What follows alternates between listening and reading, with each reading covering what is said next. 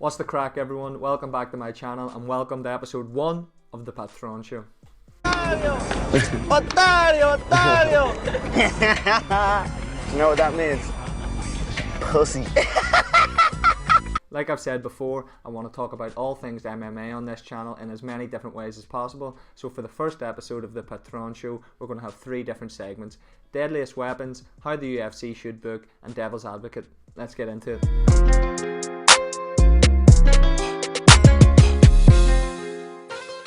So Deadliest Weapons is all about the deadliest attacks in MMA, and what better place to start than the rise of the low leg kicks. Kicking has always been a big part of MMA, with leg kicks coming into prominence in the last 9-10 years, but it's as of the last 1-2-3 years that low leg kicks have really become a deadly weapon. Through the years, you've had fighters like Edson Barbosa and Jose Aldo just go out and rip people's legs apart.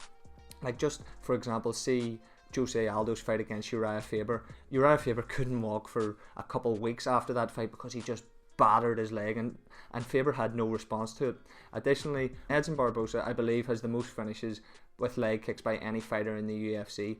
3 finishes by leg kicks is just ridiculous. To make your opponent not be able to stand to the point where they have to quit just shows how deadly of a weapon it is. But it's as of the last 3 years that the low leg kicks has really taken light, and I feel like there's 3 ways that this can really be a deadly weapon. So the first way is the Justin Gaethje way, where he batters your calf, takes away all your mobility and makes you stand and bang with him. He does this because he loves to stay in the pocket, throw heavy hands and just force you to play his game. It then becomes a question of who can throw harder and who's willing to take more damage, which perfectly plays into his game plan. The second way is the way that Douglas Lima did it against Rory McDonald, where he is literally just trying to take your leg off. He's not trying to stop your mobility, he's just trying to make you quit because you can't stand on your leg anymore. If you go back and look at that fight, there's they call it a mouse on the commentary team, but it's like a welt, and it's the size of your phone. It's like the size of a speaker on his leg.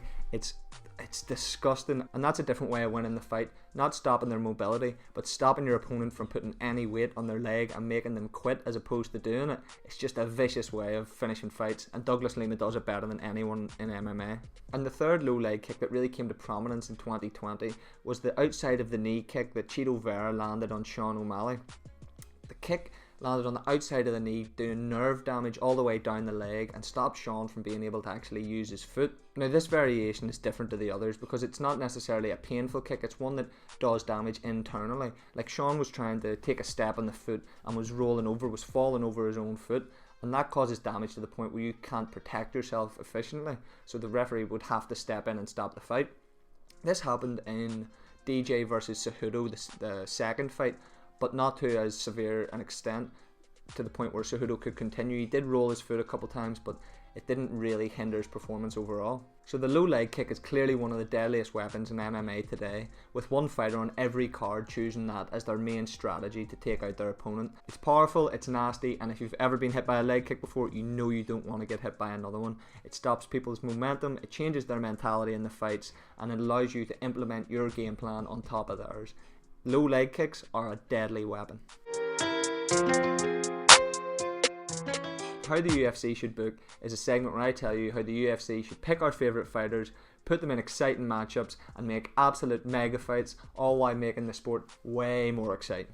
And for the first time, who's better to pick than Khamzat Chimaev? He's an exciting fighter who wrestles, strikes, knocks out, dominates. He is a monster. He's currently booked to fight Leon Edwards at 170, but has been flip-flopping between the 185 and the 170 division, dominating everyone just as easily. I think he should continue that. I think the fight against Leon Edwards at 170 is a great way to propel him to the top ranks, as opposed to fighting maybe a number 7 or a 6. He should just go straight in at the top, with Leon Edwards being really top quality competition. I think a dominating win against Leon, or even a knockout, would put a huge stamp on both divisions. And after that, I think he should move up to 185 and fight his fellow Englishman Darren Till.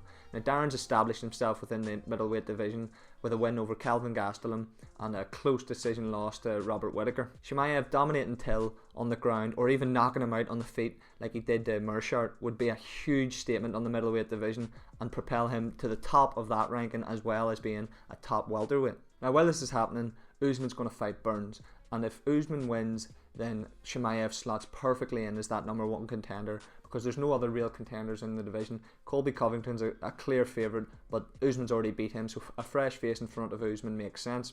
Additionally, if Burns wins, I don't think Usman has defended the title enough to warrant an immediate rematch, so Chimaev slots in perfectly there. With Chimaev as the welterweight champion, Colby and Masvidal will be happening in the background, and whoever wins that fight should go on a promotional tirade about how they want America versus Russia, how Gaethje couldn't get it done against Khabib, and that they want this rising star Chimaev. While this is all going on at welterweight, Izzy has gone up to fight Jan Blachowicz for the 205 title and won, and now he's a champ at 185 and 205 and sets his sights at John Jones as opposed to anything in the middleweight or light heavyweight division. This then creates 3 distinct fights at middleweight. Jared Cannonier to fight the winner of Jack Hermanson and Kevin Holland, Paulo Costa to fight Calvin Gastelum, and an interim title fight between Robert Whittaker and Khamzat Chimaev, which Khamzat will ultimately win. So Khamzat now stands as the welterweight champion and interim middleweight champion with no clear number 1 contenders.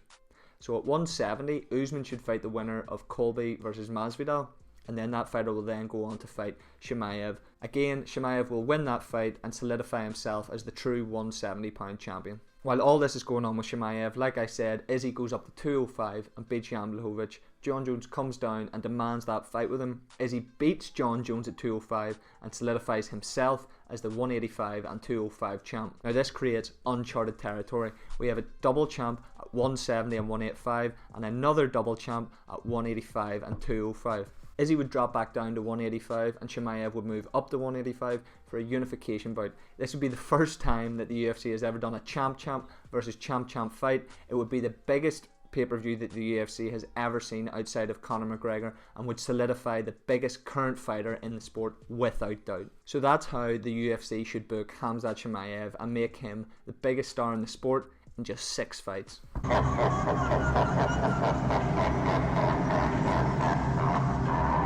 Devil's Advocate is a segment where I take something that everyone in the UFC community loves and be a dick about it. And so for the first time, I'm going to talk about Jorge Masvidal, his rise to stardom and his inevitable position as a top 5 fighter. I want to start off by saying that Jorge Masvidal is a really well-rounded fighter. He has good stand-up, good grappling and some of the crispest boxing that the UFC has to offer.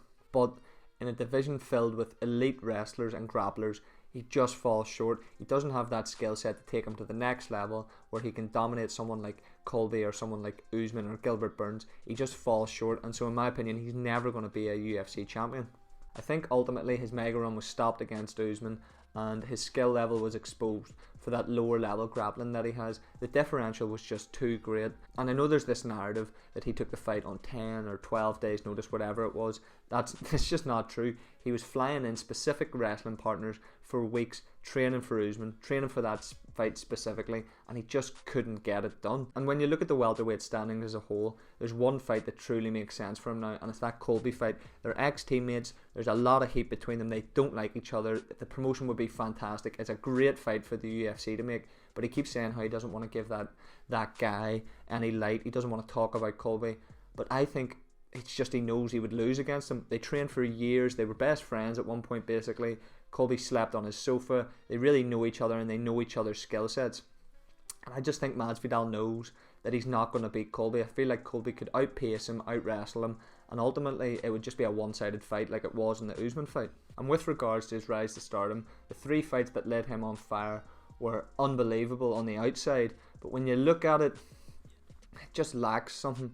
The fight against Darren Till, fair enough, I give him that. It was a great fight. He went to London, knocked out Darren Till, fair play. I can't disagree with that one at all. The Askren fight is what really made him a star. That knockout went completely viral and just shows that him and his team have great game planning. But the thing you have to look at is if that knee didn't land and Askren got him down and was able to hold him down and beat him up, would that fight have ended differently? Would he have gone out and knocked him out in the second round or the third round after being tired out by Askren's wrestling?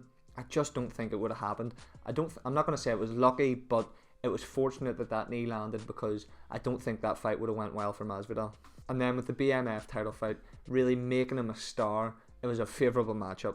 Nate Diaz is in no way a top contender at welterweight. He's a big name and he has a big win over Conor McGregor, But again, he was fighting McGregor with maybe a 20-25 pound weight advantage, because McGregor was used to fighting at 145 and then went up to 170, where Diaz was probably cutting from 190. He just had a lot going in his favour, gassed McGregor out, and ultimately won the fight. And that's what built his name. His skill set is just endurance and toughness, and Masvidal beat the brakes off him, and you could see that that's what was getting him through the fight. But ultimately, Nate Diaz isn't a top contender at any division, so for that to be the fight that really made him a megastar was just favourable booking. Since the Usman loss, he doesn't want to pick fights that are unfavourable matchups like Colby or Leon Edwards or Gilbert Burns, and so he's been holding off trying to pick fights like Nate Diaz or Conor McGregor, picking fights that he thinks he could win on the feet. I think what truly makes a star in the sport is that aura of invincibility that Izzy has, that McGregor had in his rise, that Masvidal had. He was knocking everyone out and he was making it look easy. That's what sets him apart, and that loss to Usman means that he can't really have another loss or even two in a row. I think that's why McGregor picked Cowboy on his return, because it was an easy win, and that's what Masvidal's trying to do, get back in the win column and keep that star bright. I think that if Masvidal gets an unfavourable matchup in his next fight against Colby and then loses his next fight, he's out of the top 7-8 in that division. And where's your star now? Where are you making money from? You can't make demands anymore. He's really trying to pick and choose his fights, and that's why I think he'll ultimately end up as a top 5 fighter in the welterweight division. But that's just me being the devil's advocate. Thank you for watching episode 1 of the Patrón Show. I love making this sort of content, and that's why I started this channel. I've got loads of different ideas for it, and I'm going to keep them coming. If you like the video, please like, comment and share it with anyone that you know that loves MMA. Cheers.